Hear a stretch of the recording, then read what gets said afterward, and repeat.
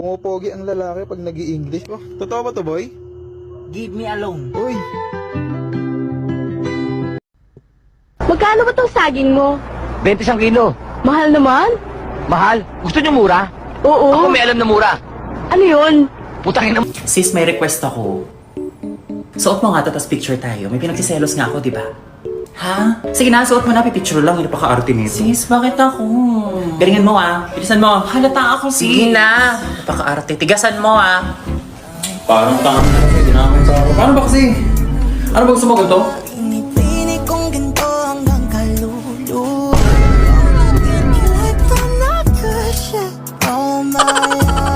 Ano? Pipicture. Sis, kumain ka na? Guys, sabi ni ma'am maglinis daw tayo ng room. Sabihan mo ang room, linisan si ma'am. Ba't pa maglilinis ng room? Marurumihan din naman. Eh di wag ka nang huminga, total mamamatay ka rin naman. Guys, ayusin nyo muna yung area nyo bago kayo umalis. Sana all inayos muna bago umalis. 2 beses ko na lang linisan ngayon para hindi ko na linisan bukas. Ang talino mo talaga. Ako rin. Ang sipag nyo naman, sana kunin na kayo ni Lord. Guys, pabalik-balik lang yung alikabok. Dito nyo naman sa pinto palabasin. Sana all pabalik-balik na may lumabas. Ayokong lumabas! Takot ako sa aso. Ikaw, Vice President, aso ka ba? Hindi. Kasi gusto kita asuwahin.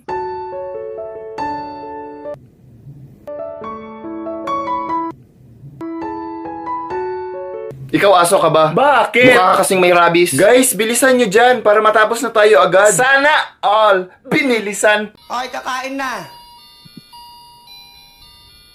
Ano yun? Ito rin handa natin. Ito yung kinaya nun sa halagang 500 na sinasabi nung taga-DTI.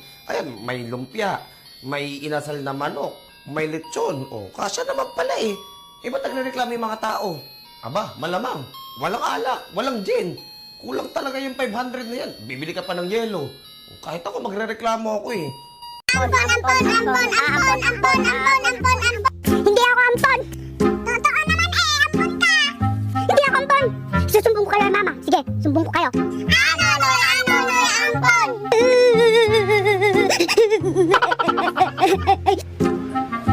Bakit ka umiiyak? Tumigil ka nga, bakit ka umiiyak? Sabi kasi nila ampun daw ako. Totoo ba ba? Ampun lang ba ako? Nunoy, hindi ka ampun. Adapted ka lang. Kala ko ampun ako. Adapted lang pala. Pabili nga po yelo. Asan ang yelo? Hinit sa labas. Sino yelo? Ano yan? Ice water? Wala, tunaw na. Ay, kaligo din. Kainit. Ay, tagaktak na agad ako sa pawis. Kakaligo ko lang eh.